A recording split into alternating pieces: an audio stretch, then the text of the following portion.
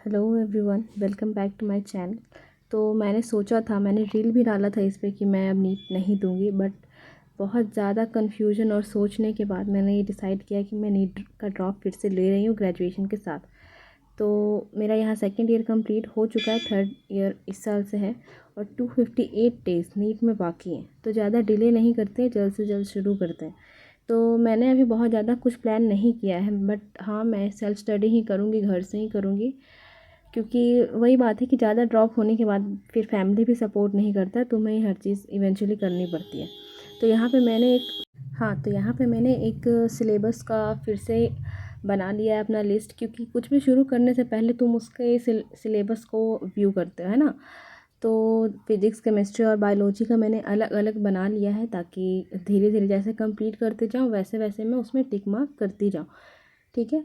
तो बस इसी हिसाब से चलेगा। और यहाँ पे ये मेरा टू डू लिस्ट की डायरी है, जिसमें मैं अपने जो नेक्स्ट डे में क्या करने वाली हूँ वो मैं लिखूँगी। मैंने पिछले साल भी वो किया था और ये सच में वर्क करता है। और तुम अपने टू डू लिस्ट में एक चीज़ ये कर सकते हो ना, कि तुम उसमें जैसे पोमोडोरो मेथड होता है ये सब, तो तुम उसमें लिख सकते हो कि मेरा 30 मिनट्स का एक स्लॉट कंप्लीट हुआ, फिर उसके जैसे ही तुम नेक्स्ट स्लॉट कंप्लीट करो तो फिर से नीचे लिख दो 30 मिनट्स का दूसरा स्लॉट, और एंड में तुम जब सोने के समय तुम उसको ऐड ऑन कर सकते हो कि तुमने कितना घंटा पढ़ा। तुम्हारा एक ट्रैक बना रहता है ना, कि क्या तुम्हारा पढ़ाई का शेड्यूल रहा।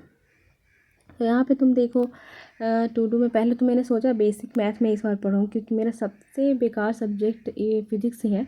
तो मैं बेसिक मैथ से शुरू करूँगी पहले, ठीक है।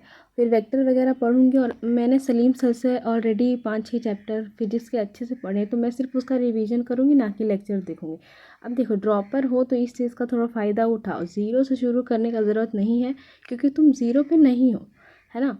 तो यहाँ पे मेरा to do list almost ready हो चुका है। मैंने टिश्यू एक चैप्टर सेलेक्ट किया है बायो में, जो मैं डीजी और एनसीईआरटी से ही करूँगी। और लेक्चर वगैरह मैं नहीं देखूँगी, लेक्चर में सिर्फ उतने ही टॉपिक का देखूँगी जो मेरा वीक है, ठीक है। तो मेरा आज का वर्क ये भी रहेगा कि मैं जितने भी चैप्टर्स मैंने लिखे हैं पीछे दूसरे वाले डायरी में, उसमें मैं हाई वेटेज जो भी चैप्टर्स है उसको मार्क करूँगी। देखो, ऐसे आंख बंद करके पढ़ने से भी नहीं होता, मैंने ये मिस्टेक बहुत बारी की है। तो मैं इस बार डिसाइड कर ली हूँ कि जो भी हाई वेटेज चैप्टर है उसको मार्क करके मैं उस हिसाब से ज़्यादा फोकस करूँगी उस चैप्टर्स पे। तो यहाँ पे मैं फिज़िक्स से शुरू करूँगी, बेसिक मैथ से, जो कि मैंने तुम्हें बताया। देखो, बेसिक मैथ सुनने में लगता है कि यार इतना क्या इंपॉर्टेंट है, ये तो बीच बीच में भी कर सकते हैं। हाँ, कर सकते हो, बट तुम स्टार्टिंग में कर लोगे ना तो तुम्हें वैसा कुछ नहीं फील होगा, कि मतलब बेटर फील होगा, कॉन्फिडेंस आएगा तुम्हें, ठीक है। और ख़ास करके अगर तुम्हारा मैथ गोबर है तब तो बिल्कुल कर ही लो भाई, रिस्क लेने की ज़रूरत नहीं है। देख लो, मैंने नया कॉपी लिया है बेसिक मैथ और वेक्टर का, इसमें बनाऊंगी, क्योंकि मेरा ऑलरेडी यूनिट एंड डायमेंशन से बहुत अच्छा खासा सुंदर सुंदर अक्षरों में एक बढ़िया सा मैंने नोट्स बना रखा है। तो मैं दोबारा नोट्स बनाने की गलती नहीं करूँगी। और मैं सलीम सर की लेक्चर देखूँगी। तो इनका जो यूट्यूब पे अवेलेबल है, तुम खुद भी देख सकते हो अगर तुम्हें वैसा चाहिए तो, ठीक है। तो ओवरऑल मेरा यही प्लान है। बाकी केमिस्ट्री में मेरा प्लान है कि मैं ऑर्गेनिक शुरू से शुरू पढ़ूँगी। मतलब शुरू से शुरू पढ़ने का मतलब ये है कि मैं हर साल ऑर्गेनिक सिर्फ वन शॉट ही देख रही थी। मुझे ये था कि टाइम में बचाने के चक्कर में अपना ऑर्गेनिक बहुत ज़्यादा वीक कर चुकी हूँ। तो मैंने इस साल डिसाइड किया कि भाई मैं ऑर्गेनिक पूरा ज़ीरो से पढ़ूँगी, लाइक स्टार्टिंग से A to Z, ठीक है। IUPAC छोड़ के, क्योंकि वो मेरा काफ़ी ठीक है, बहुत काफ़ी स्ट्रॉन्ग है, बस उसका रिवीजन चाहिए मुझे और कुछ नहीं। तो ऑर्गेनिक का मेरा ये है। और बायोलॉजी में मैंने सिर्फ और सिर्फ मेड इजी मुझे पढ़ना है, एनसीईआरटी और क्वेश्चन प्रैक्टिस करना है। और मैं बस उतने का ही लेक्चर देखूंगी जितने का मुझे, मतलब जिस टॉपिक का मुझे कन्फ्यूजन है या प्रॉब्लम है, बस उतने का ही देखूंगी। जैसे क्रेब्स साइकिल हो गया, फोटोसिंथेसिस और रेस्पिरेशन के कुछ एक मैकेनिज़्म जिसमें मुझे हमेशा ही दिक्कत रहा है, तो मैं वो सब का लेक्चर देखूंगी सिर्फ, मतलब पूरा नहीं देखूंगी, बट उतने का ही देखूंगी। समझ गए होगे तुम लोग, है ना। तो आई होप अगर तुम लोग को इससे कुछ आइडिया लेना है या कोई सजेशन, तो तुम लोग फॉलो कर सकते हो, क्योंकि ये सब मैंने सब कुछ गलती कर करके ही सीखा है कि ये ऐसा नहीं वैसा करना चाहिए। तो you can also follow that. और बाकी मैं एक वीक में 1 या 2 वीडियो अपलोड करूँगी हर वीक, है ना।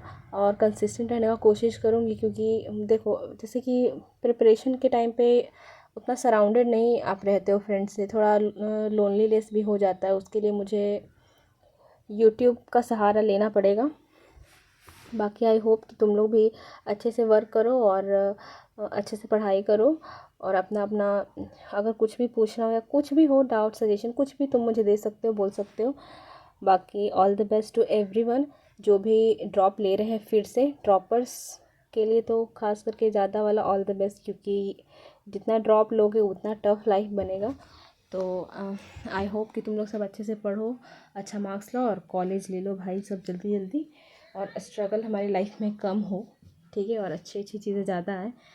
तो ऑल द बेस्ट, और फ़िलहाल के लिए बाय बाय। नेक्स्ट वीडियो में हम लोग जल्दी ही मिलेंगे।